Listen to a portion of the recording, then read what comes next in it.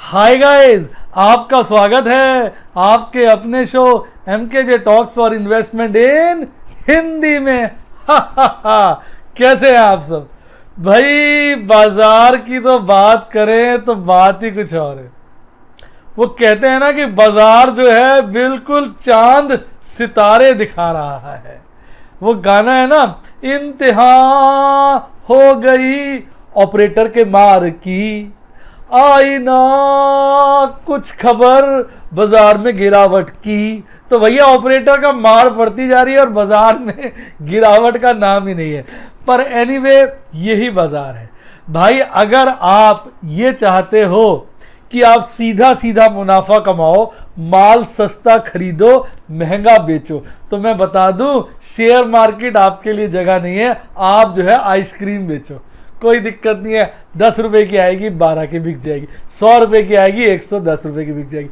भाई ये शेयर बाजार है, आइसक्रीम की दुकान नहीं है। आप सोचो वो काम यहां होगा।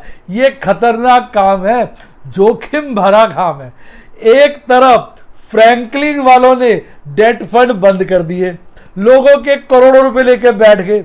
दूसरी तरफ वोडाफोन ने तहलका मचाया हुआ है। तीसरी तरफ बैंकों के पास पैसे नहीं है। यस बैंक पे मॉरेटोरियम लग गया, अभी वो खुला है। और बैंकों के पास पैसे नहीं है। घर बुला बुलाकर बैंकों के एग्जीक्यूटिव नाक में दम कर देते हैं, सर बैंक अकाउंट खुलवा लीजिए, ऑनलाइन खुलवा लीजिए, आपको 1000 रुपए का वाउचर देंगे, आपको ये देंगे, आपको वो देंगे। हालात इतने खराब हैं, माल बिक नहीं रहा, पर शेयर मार्केट अपना रॉकेट बनी है, खट खट खट खट खट खट खट जा रही है। और अब रिटेल इन्वेस्टर्स का ध्यान भी बदलता जा रहा है। उनको लग रहा है कि भैया ये तो जो है मंदी के दिन गए रे भैया, तेजी के दिन आयो रे। अब तो भैया सबको यही लग रहा है। और रिटेल इन्वेस्टर जो है अब मेरे को लगता है किसी वक्त भी कटने के लिए तैयार बैठा है। और यहां से अगर मार्केट और 200-400-500 पॉइंट ऊपर चली गई तो जो रिटेल इन्वेस्टर अभी भी उम्मीद लगा रहा है कि बाजार करेगा,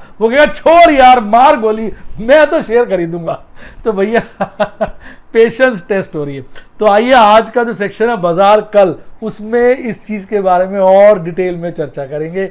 और सबसे पहले एक बात बता दूं, आज मेंबर्स सेक्शन में खास मैं एक क्वेरीज लेके आया हूं अपने मेंबर्स की, जो आपका फोमो जो हो गया आप लोगों को, उसमें किस तरह से समाधान करना चाहिए उसकी चर्चा भी हम करेंगे।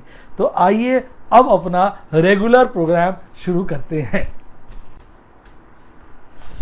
सबसे पहले बाजार आज का बाजार देखिए भाई साहब। आज इंडेक्स खुलता है 9408 पर। कल बाजार बंद हुआ था 9380 पर। इंडेक्स खुला 9408 पर, हल्का सा डिप मारता है, नीचे की तरफ जाता है 9392 का लेवल टच करता है और उसके ऊपर चढ़ने लगता है। फिर चढ़ता है तो साहब रॉकेट बन जाता है।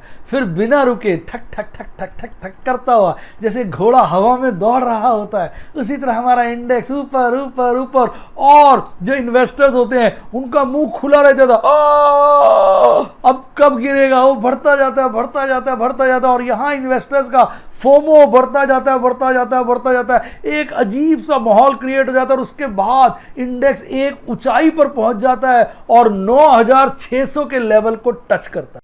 यानी उसने आज जो पीक बनाया था, टॉप बनाया था, वो 9599.85 का बनाया था। समझ लीजिए 9600, यानी साइकोलॉजिकली 9600 टच नहीं किया, अदरवाइज तो 9600 ही।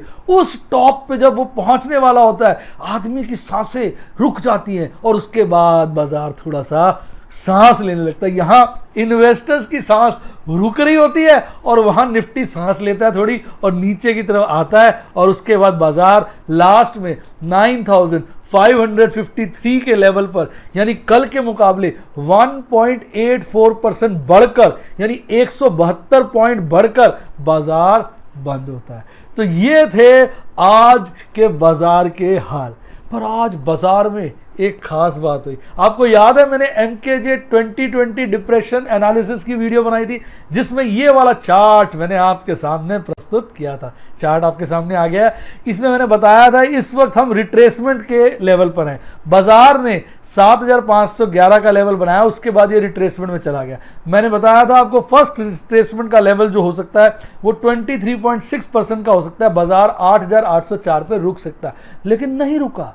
बाजार वहां नहीं रुका, बाजार और ज्यादा चढ़ गया। और आज आपको जानकर हर्षोल्लास और खुशखबरी होगी, बाजार ने सेकंड लेवल ऑफ रिट्रेसमेंट जो कि 38.2% पे बनता है, आज उसकी ABCD कर दी, यानी उसको भी तोड़ दिया और 9496 पे वो बनता था, लगभग 9500 पे, उससे भी 100 पॉइंट ऊपर चला गया बाजार। चौके छक्के लगा दिए, जैसे लगा कि क्रिकेट मैच है और जो सामने वाला प्लेयर है वो भाई साहब सचिन तेंदुलकर हवा में आ गया है, या ये कह लीजिए आपका विराट कोहली हवा में आ गया। दे चौके दे छक्के और कोई रोकना टोक नहीं, और बाजार जो है 9600 का पीक आज बना लेता है। यानी सारा का सारा रिट्रेसमेंट जो है सेकंड वाला वो भी क्रॉस हो गया। अब आम इन्वेस्टर, आपके और मेरे मन में यह प्रश्न उठता है कि अब सेकंड रिट्रेसमेंट तोड़ दिया भाई, अब तूने गिरना है या थर्ड लेवल यानी 61.8% वाले लेवल की तरफ बढ़ना है, जो कि 10,616 पर जाकर खत्म होगा। तो ये एक ऐसा क्वेश्चन है जिसका जवाब केवल भगवान और ऑपरेटर ही जानता है। आप और मैं तो मूक दर्शक बन के देखेंगे इस मैच को और देखते हैं कहां जाता है।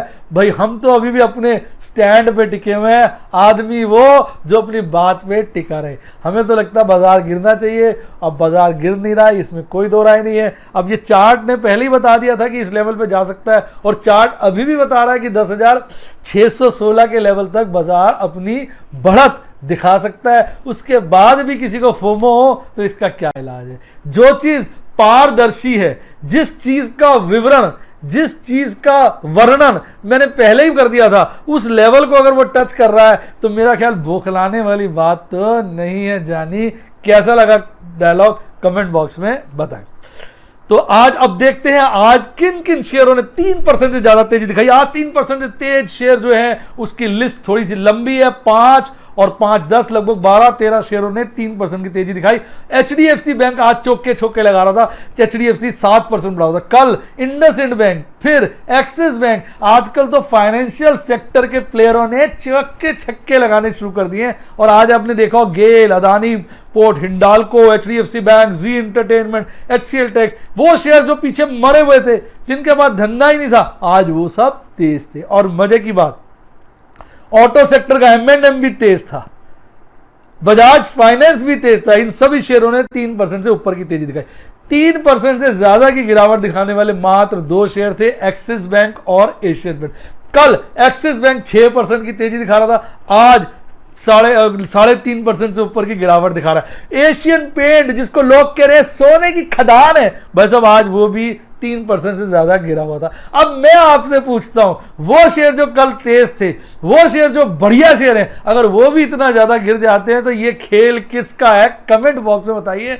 इसके पीछे कौन है, रिटेल इन्वेस्टर या अपना ऑपरेटर? या चलिए आइए आज ओवरऑल की इंडिसेस को देखते हैं। सारे की इंडिसेस ग्रीन में थे, एक सिर्फ इंडिया विक्स रेड में था, और जिसकी वजह से आप देखेंगे पुट्टों के प्रीमियम में खासी गिरावट और दबाव बना रहा। और अब बात करें सेक्टोरल इंडिसेस के, सारे इंडिसेस ग्रीन में थे, मात्र वो 2 इंडिसेस जो पीछे तेज थे यानी फार्मा और FMCG, उनकी बैंड बजी हुई थी। यार ये सब कहते गोलमाल है, सब गोलमाल है, सीधे रास्ते की ये टेढ़ी चाल है। यानी एक तरफ कोरोना फैला हुआ है, फार्मा सेक्टर को बढ़ना चाहिए, FMCG को बढ़ना चाहिए, वो साले मरे पड़े हैं, और ऑटो सेक्टर तेज है जिनका माल ही नहीं बिक रहा, बैंक सेक्टर तेज है जिनमें लॉसेस ही हो रहे हैं। तो यही हमारा स्टॉक एक्सचेंज है। स्टॉक एक्सचेंज वो है जो आपको घुमा दे, परेशान कर दे, आपकी खोपड़ी को ऊपर से नीचे कर दे, तो समझिए आप सही चल रहे हैं, आप स्टॉक एक्सचेंज में काम कर रहे हैं।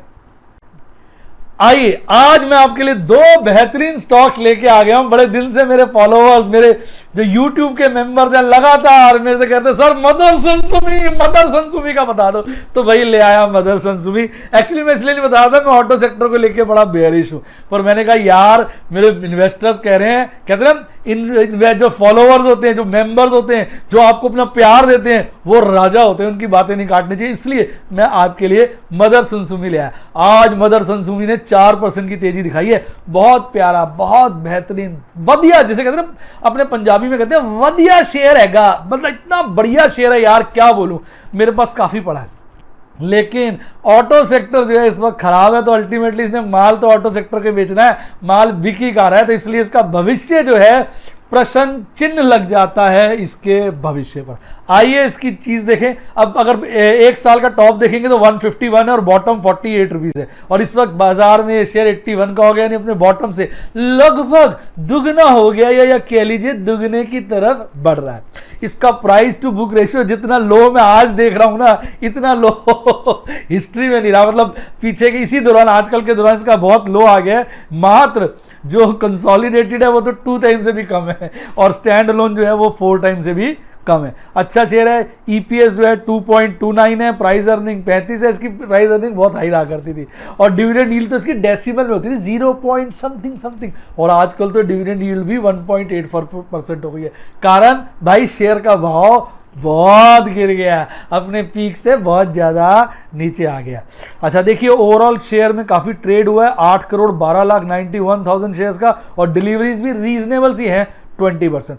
पर इस शेयर में एक ही चिंता का विषय मैं आपको बता दूं, शेयर अच्छा है, इसमें 2 चिंता के विषय, एक नहीं 2। एक तो ये भाई साहब इसके पास डिमांड रहेगी नहीं रहेगी हमें नहीं पता, ये बहुत एक्सपेंशन मोड में चल रहा है, और आजकल कुछ अपनी कंपनी का रिकंस्ट्रक्शन भी मैंने कहीं पढ़ा था चल रहा है इनका, क्योंकि ये भी डरे हुए हैं। और इस वक्त बाजार में माल ऑटो सेक्टर का बिक ही नहीं रहा, और आने वाले वक्त में भी लगता है ऑटो सेक्टर नहीं चलेगा, लोगों को ऐसा विश्वास है। आज ही मेरे पास एक मेंबर ने बात कर रही था कि सर मैं तो अभी ना इस लॉकडाउन से पहले MG हेक्टेयर वगैरह गाड़ियां देख रहा था लेने की, अब मैंने बिल्कुल विचार त्याग दिया कि अगले 6 महीने साल तक गाड़ियों की तरफ देखना है नहीं। यानी ये लोगों का फीडबैक मुझे मिल रहा है कि लोगों को लग रहा है कि भैया गाड़ी वाड़ी बाद में देखेंगे, पहले अपनी जान तो संभाल लो। तो ये हालत है बाजार के अंदर, तो इसलिए डिमांड काफ़ी खराब लगती है, पहला कारण। और साहब दूसरा कारण भी चिंताजनक है, इतना चिंताजनक नहीं पर है। इसके ऊपर ना लोन अच्छा खासा, आप देखिए आपके सामने स्पेशल स्क्रीनशॉट काट के लाया हूं ताकि आपको नजर आए। अब अगर आप देखेंगे कि शेयर होल्डर का जो फंड है स्टैंड अलोन बेसिस पे, वो लगभग 6500 करोड़ का है। देख रहे हैं आप स्क्रीन पर, ध्यान से देखिए। और लोन जो है स्टैंड अलोन वो जो है लगभग 1100 करोड़ का है, यानी लोन स्टैंड अलोन बेसिस पे ठीक ठाक है, लेकिन कंसोलिडेटेड बेसिस पे शेयर होल्डर्स फंड जो है 11,000 करोड़ के आसपास है, जबकि लोन जो है लगभग 8,000 या 8100 कह लीजिए करोड़ के आसपास है। यानी वैसे तो 1:1 से कम है, लेकिन फिर भी आज के बोझिल माहौल में जहां पाई कमाना मुश्किल हो गया जानी, उस माहौल में ब्याज देना कैसे पॉसिबल होगा। यानी कहने का मतलब है, एक प्रेम चोपड़ा का डायलॉग था बड़ा प्यारा छोड़िए डायलॉग कैंसिल। तो कहने का मतलब ये हालात बुरे हैं, अब पता नहीं ये ब्याज दे भी पाएगा कि नहीं पाएगा, इस पे डर लगता है। लोन ठीक ठाक सा है, अगर लोन कम होता तो अच्छा था, और अगर आप 2 साल को कंपेयर करेंगे तो आप देखेंगे इसने लोन बढ़ाया, पता नहीं इस साल और कितना लोन ले लिया होगा, और लोन के चलते कंपनी को दिक्कत आ सकती है। ये इसमें एक ड्रॉबैक है। आपको इसका जो मैंने एनालिसिस बताया, 2 पॉइंट बताए, कैसे लगे फटाफट कमेंट बॉक्स में बताइए, और अगर अच्छे लगे हो तो लाइक का बटन दबाइए। आइए अब बात करते हैं आपके लिए एक दूसरी बेहतरीन बढ़िया कंपनी, इंडिया बुल्स हाउसिंग। भाई साहब निफ्टी 50 की कंपनी थी ये निफ्टी 50 मेरी छाई हुई थी, 1600 रुपए तक गया हुआ शायद ये शेयर, मुझे अब ध्यान नहीं एग्जैक्ट। मैंने बड़े ऊंचे रेट में शुरू में खरीदा था, फिर मैं रुक गया था 1 या 2 स्टेप बाद ही, उसके बाद मैंने इसको बड़े नीचे में उठाया था। और अगर अभी भी 1 साल का हाई देखे तो 846 का, और बॉटम देखिए 81 का है, वहां से ये अभी 50% बढ़ चुका है, 126 के लेवल पर आ गया है। मेरे को ये शेयर अच्छा लगता है।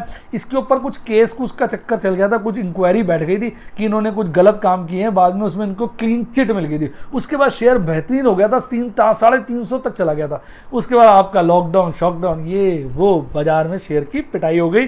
पिटाई नहीं बोलना चाहिए, पिटाई गलत है वर्ड, शेयर की धुनाई हो गई। क्या हो गई? धुनाई। कैसा लगा डायलॉग? कमेंट बॉक्स में बताइए। और अभी भी शेयर में वॉल्यूम बहुत है, लगभग 7 करोड़ का वॉल्यूम है, पर डिलीवरेबल बेसिस पे 10% से भी कम का काम है। यानी रोज इंट्राडे चौके छक्के इसमें लगाए जा रहे हैं। रिटेल जो इंट्राडे ट्रेडर के, जी रिटेल तो नहीं, इंट्राडे ट्रेडर रोज चौके छक्के करें, टीटी खेलें, टक टक टक, अपना रोज की रोज जो है अपना प्रॉफिट लॉस करते रहते हैं। और जो है इसकी पोजीशन ये।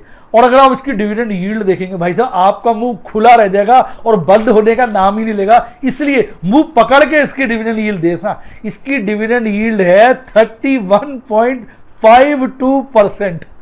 आप सोचिए, यानी 3 साल में पूरे पैसे घर डिविडेंड ही आ जाएंगे, बाकी सब तो मारो गोली।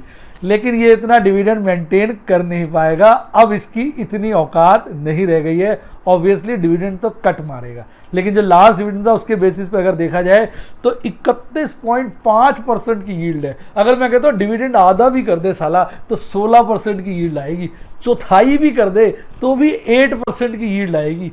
तो भाई साहब उस हिसाब से शेयर अच्छा है। और मजे की बात, इसमें फ्यूचर ऑप्शन में भी काम होता है, और इसमें मोस्ट लाइकली मैं इसको टारगेट में ले रखा है, मेरे रडार पे है। सूनर और लेटर मैं शायद इसमें ऑप्शन में एक गेम खेलूंगा और मुझे लगता है वो गेम कामयाब होगी। आइए अब बात करते हैं आपके प्यारे डीआईज और एफआईज की। तो देखिए आपके डीआई एफआईज ने आज रंग बदल लिया है। जैसे कहते हैं ना गिरगिट होती है, गिरगिट रंग बदल लेती है। आज उन्होंने दोनों ने रंग बदलने की कोशिश की है। आइए देखें कैसे। आज मैं 2 दिन की जगह आपके लिए 3 दिन का डाटा लाया हूं। एफआई जो लगातार बहुत समय से नेट में माल बेच के जा रहे थे, आज देखिए 722 करोड़ का नेट में माल खरीद के लेके गए हैं। इसलिए मैंने कहा ये गिरगिट की तरह आज रंग बदल गए हैं। और इसके विपरीत जो डीआई दबा के रोज माल खरीद रहे थे, आज हल्का सा, कैसा हल्का सा माल ही खरीदा है, मात्र 78 करोड़ का। जैसे ऊंट के मुंह में जीरा। कैसा लगा डायलॉग? कमेंट बॉक्स में बताइए। कुल मिला के आज 800 करोड़ की दोनों एफआईज डीआईज जो भाई भाई हैं मिलके एक साथ हम सब एक हैं गाना गाते हुए 800 करोड़ की खरीदारी की है। अगर अलग अलग देखें, एफआईज ने आज लगभग 5000 करोड़ का माल बेचा और 5700 करोड़ से ज्यादा का माल खरीदा। नेट में 722 करोड़ का माल अंदर कर लिया, यानी खरीद लिया। जबकि डीआईज ने आज 4225 करोड़ का माल बेचा और 4300 करोड़ का माल खरीदा और नेट में हल्का सा 78 करोड़ का माल अंदर कर लिया। कुल मिला के दोनों भाइयों ने 800 करोड़ का माल आज प्लस किया है। आज देखा जाए प्लस जो है माल ज्यादा हुआ है, तो ये एक देखने वाला और विचारणीय पॉइंट है कि आज एफआईज ने अपना रुख और अपना रंग क्यों बदला है, क्या करा है इन्होंने, ये एक सोचने की बात है। मैं एक और सेक्शन लाने वाला हूं एफआईज डीआईज पे, थोड़े दिनों के अंदर ही आपको उसके एनालिसिस से और मजा आ जाएगा। देखते हैं वो सेक्शन आपको कैसा लगता है। आइए अब बात करते हैं ऑप्शन चेन एनालिसिस की। इस राउंड में अप्रैल के महीने में अगर कोई ऐसा एनालिसिस है जिसने स्टॉक मार्केट के बारे में सब कुछ ठीक ठीक बताया है तो वो है ऑप्शन चेन एनालिसिस। आज ऑप्शन चेन एनालिसिस, अब ये महीना खत्म होने वाला है, अब नया महीना स्टार्ट होगा, उसमें नई पोजीशंस का पता चलेगा। तो जाते जाते ऑप्शन चेन एनालिसिस को भी हल्का सा देख लेते हैं।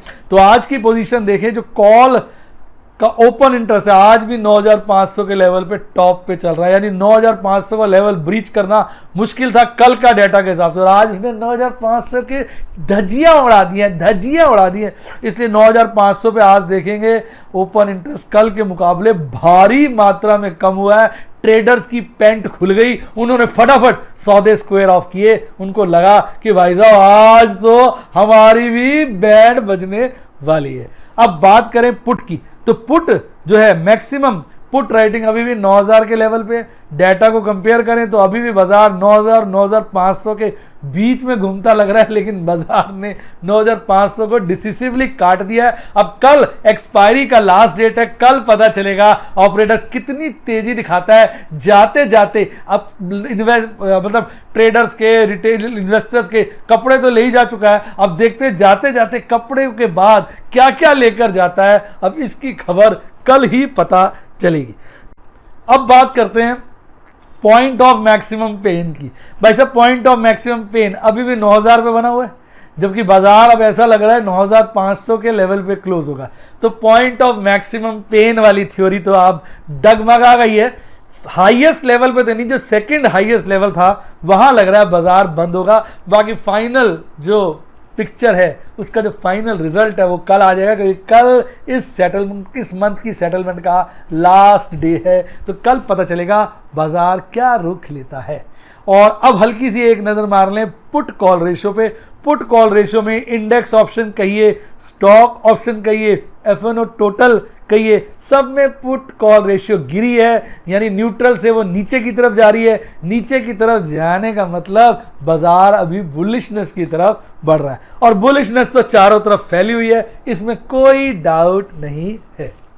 आइए अब बात करते हैं टेक्निकल एनालिसिस की, जहां हम बाजार कल की बात करेंगे। बाकी मैं बता दूं आजकल जो माहौल बना है उसमें तो यही गाना फिट जाता है, कल क्या होगा किसको पता, देखो अपना ऑपरेटर कल करता है क्या।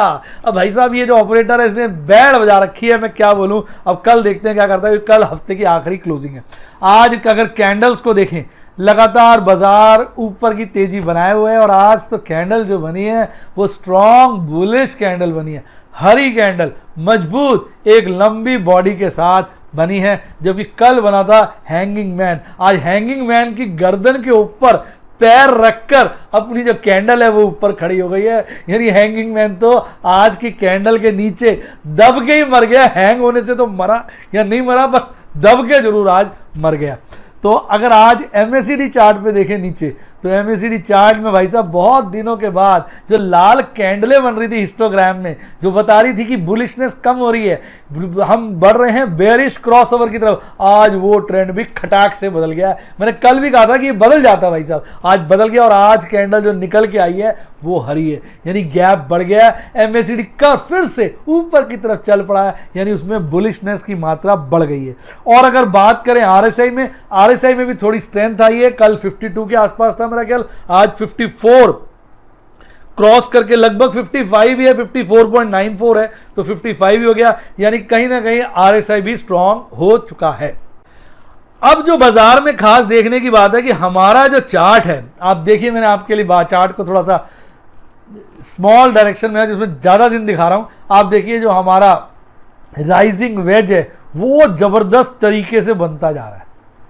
वैसे राइजिंग वेज की मैं थियरी बता दूं, देखिए आपके सामने आ गया, मैंने गूगल से लिया है। राइजिंग वेज अगर डाउनवर्ड मार्केट में अपीयर हो, देखिए, और उसके बाद वो ऐसे से करके अपीयर हो, जैसे बन रहा है एरो, दोनों एरो ऊपर की तरफ जा रहे हो, और पीछे से चौड़ा आगे से पतला होता जाए, और ऊपर 3-4 बार टच कर ले और नीचे भी 3-4 बार टच कर ले, तो माना जाता है अपना चोंच मिलने से पहले बाजार काफी बुरी तरह से गिरता है, ऐसा माना जाता है, टेक्निकल एनालिस्ट का कहना है। अब देखते हैं आगे क्या होता है। और आज अगर चार्ट पे देखें तो ये हालात बिल्कुल उसी तरफ जा रहे हैं, आप देखिए, खुद देखिए, आपको लगेगा। और ऊपर की बात करें तो बाजार एक बार, दो बार, लगभग 2-2.5 बार, ये 2.5 क्योंकि ठीक से दिख नहीं रहा है, 2 या 3 बार बाजार ऊपर टच कर चुका है, और नीचे 1 या 2 बार, 2 तो है ही, नीचे भी 2 या 3 बार का और टच कर चुका है। वैसे माना जाता है मिनिमम 3, वैसे 2 पे भी देखा बाजार गिर जाता है, पर 3 अच्छा माना जाता है। ये जो मैंने आपको चार्ट दिखाया गूगल से, इसमें ऊपर 4 बार है, नीचे भी 4 बार है, लेकिन हमारे चार्ट में 2 बार तो साफ नजर आ रहा है, तीसरी बार की भी गुंजाइश है।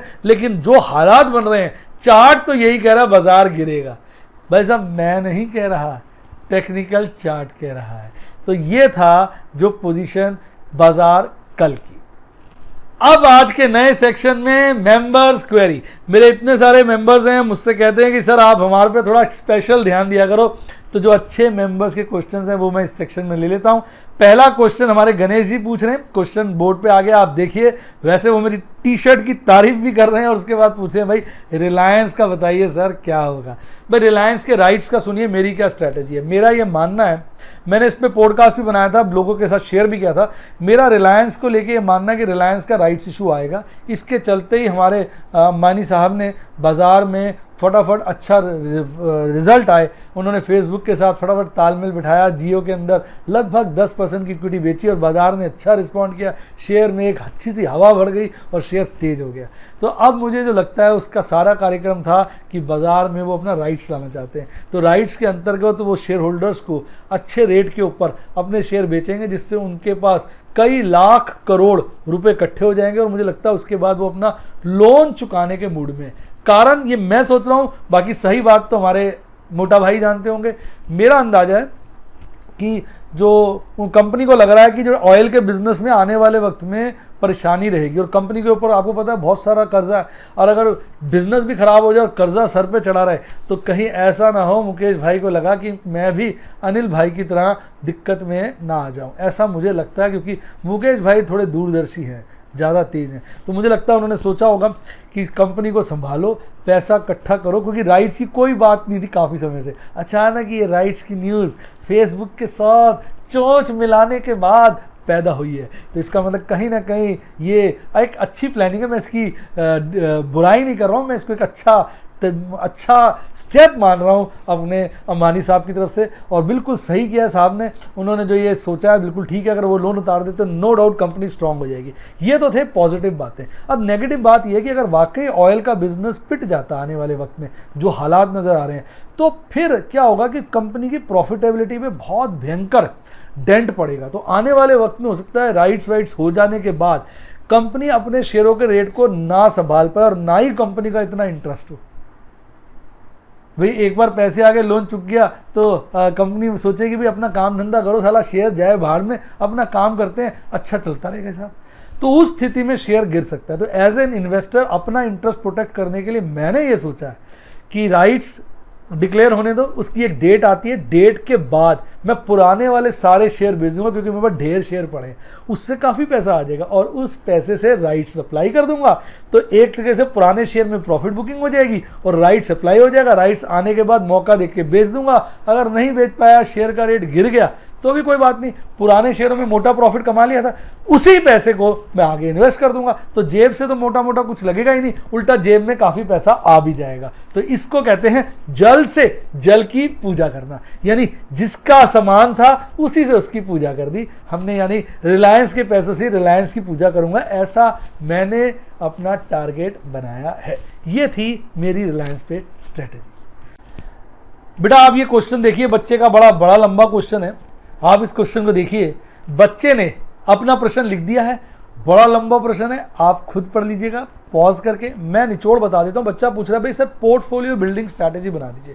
देखिए मेरे अपने लिए जो स्ट्रैटेजी बनाई है मैं बता देता हूँ। देखिए मुझे लगता है बाजार गिरेगा, 6000 का लेवल काटेगा, ऐसा मुझे काफ़ी कॉन्फिडेंस है। 90% मुझे लगता है बाजार गिरना चाहिए, 90 से भी ज़्यादा कॉन्फिडेंस है। तो मैं सेफ्टी के लिए 8000 के लेवल से इन्वेस्ट करूँगा। 8000 पे 10%, उसके बाद 500 पॉइंट गिर जाएगा 7500 तो 10%, फिर 500 पॉइंट गिर जाएगा 7000 पे 20%, फिर 500 पॉइंट गिर जाएगा 6500 पे 20%, और फिर 6000 पर बाकी का 40% जैसा माहौल होगा उसके हिसाब से लगा दूंगा। अगर बाजार बहुत बढ़ जाता है, जैसे कि अभी 9.5 पहुंच गया, अब ये 10 10.5 चला जाता है, यानी अगर हम थर्ड रिट्रेसमेंट की बात करें वहाँ चला जाता है, तो फिर हो सकता है मैं अपनी स्ट्रैटेजी को थोड़ा प्रीपोन कर दूं, यानी 8000 के लेवल की जगह 8500 से लगाना शुरू कर दूं। तो इस तरह से बेटा आपको अपनी स्ट्रैटेजी खुद बनानी पड़ेगी। आप कितना बुलिश हैं, कितना बेरिश है, आपको लगता है नहीं बाजार गिरेगा नहीं, तो आप अभी से लगाना शुरू कर दीजिए। हर 500 पॉइंट के फॉल पे ज़्यादा पैसा लगाइए, और आपको ज़्यादा डर लगता है तो आप हर लेवल पे लगाइए, जो कहते हैं ना हर मंथ हर लेवल पे लगाइए। फिर यही एक स्ट्रैटेजी रहेगी। अल्टीमेटली जब तक आप सबका मुंह देखते रहेंगे, कोई मुझे बता दे बाजार गिरेगा या चढ़ेगा, तो आप कभी भी निर्णय नहीं ले पाएंगे। ये बाजार गिरेगा या चढ़ेगा ये पर्सनल निर्णय होता है। सिर्फ वही लोग आज रो रहे हैं लगातार जो ये कह रहे हैं कि यार कोई हमें बता रहा था बाजार गिरेगा, कोई हमें बता रहा बाजार चढ़ेगा। अब एक लोग तो सब कुछ कहेंगे, लोगों का काम है कहना, आप अपना ओपिनियन बनाओ ना। अगर आप अपना ओपिनियन बना ही नहीं सकते हो तो फिर शेयर मार्केट आपके लिए ठीक जगह ही नहीं है। शेयर मार्केट में जो नियम लगता है वो है सुनो सबकी, करो मन की। अगर आप इस फॉर्मूले को फॉलो नहीं करते, आप किसी को फॉलो करते हो, तो आप उसके हिसाब से लगाते हो, मन की बिल्कुल सुनते ही नहीं हो, दिमाग लगाते नहीं हो, तो बेटा मैं आपको सही राय दूं, स्टॉक मार्केट आपके लिए इन्वेस्टमेंट की जगह ही नहीं है। क्योंकि सारी जिंदगी अगर आपको फायदा हो जाएगा तो आप उदास ही रहोगे यार कम फायदा हुआ है, और नुकसान हो जाएगा तो ज़्यादा उदास हो जाएगा यार मेरे को नुकसान हो गया, उसने मरवा दिया, इसने मरवा दिया, ये कर दिया, वो कर दिया। भाई अपना डिसीजन तो, अपनी थिंकिंग तो, अपनी सोच तो क्लियर करनी पड़ेगी। अल्टीमेटली पैसा तो आपका है, आप ही सोचोगे, ये सिंपल सी बात को रखो। तो मैंने अपनी स्ट्रैटेजी बता दी, मुझे तो बहुत ज़्यादा कॉन्फिडेंस है बाजार गिरेगा, इसलिए मैं 8000 के लेवल से स्टैगर्ड वे में 10%, 10%, 20%, 20%, 40% लगाऊंगा। अगर बाजार बहुत बढ़ गया तो हो सकता है 8 की जगह 8.5 से लगाना शुरू कर दूं। ये फर्क हो सकता है स्थिति के हिसाब से। तो ये कुछ निर्णय होते हैं जो आपको इस तरह से लेने होते हैं। उम्मीद करता हूं मैंने आपके सवाल का जवाब दे दिया होगा। आइए अब बात कर लेते हैं अपने अंतरराष्ट्रीय बाजारों की। आज अंतरराष्ट्रीय बाजारों को लेना बड़ा जरूरी था क्योंकि धूम मची हुई है, धूम मची हुई है। डाउ जोन्स लगभग 2% चढ़ा हुआ है, अभी तो बाजार खुला ही है, 8 ही बजे हैं। S&P 500 2% से ज्यादा चढ़ा हुआ है। नैस्डैक 3% के आसपास चढ़ा हुआ है। स्मॉल कैप 2000 3% के आसपास चढ़ा हुआ है। विक्स मरा हुआ है, हर जगह विक्स मरा हुआ है। पुट के सारे होल्डर मरे हुए हैं।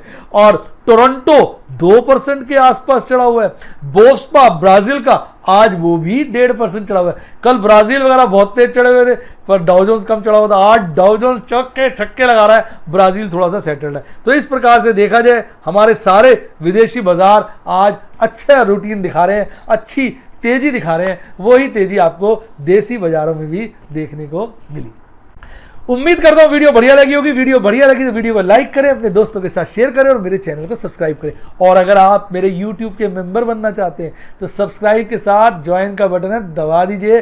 3 लेवल आ जाएंगे जहां पर मैं काफ़ी सारी इंफॉर्मेशन शेयर करता हूं आपके साथ, आपको बताता रहता हूं, नॉलेज देता रहता हूं। उसके बेसिस पे आप स्टडी करके, नॉलेज एक्वायर करके अपने डिसीजन खुद लेते हैं और अपने आप को एक एजुकेटेड इन्वेस्टर बना पाते हैं। और अगर आप मेरे व्हाट्सएप के मेंबर बनना चाहें तो फिर आप मेरे को व्हाट्सएप करें, वहाँ सफ़ायर और रूबी के मेंबर बन सकते हैं। FNO स्ट्रैटेजीज जो आजकल मैं काफ़ी जोर दे रहा हूँ वो सिर्फ मैं रूबी के प्लेटफॉर्म पे शेयर करता हूँ। इसके अलावा आपको डीमैट अकाउंट खोलना हो या म्यूचुअल फंड अकाउंट में खोलना हो तो सबके रेफरल लिंक डिस्क्रिप्शन बॉक्स में, और अच्छी किताबें पढ़नी है तो उनका रेफरल लिंक भी डिस्क्रिप्शन बॉक्स में। और ऊपर आ रहा है अपना प्यारा टेलीग्राम चैनल, ये आपको सारी की सारी न्यूज़ सुबह सुबह खास सारी न्यूज़ इमीडिएटली दे देता है। तो इस चैनल को ज्वाइन करना ना भूलें, बहुत सिंपल है। टेलीग्राम पे जाइए, लिखिए MKJ talks for investment, numeric 4 लिखना है और आपको ढेर सारे चैनल दिखेंगे। असली चैनल मेरा है, बाकी सारे नकली हैं। मेरे सब्सक्राइबर्स आपको लगभग 70,000 के आसपास दिखेंगे।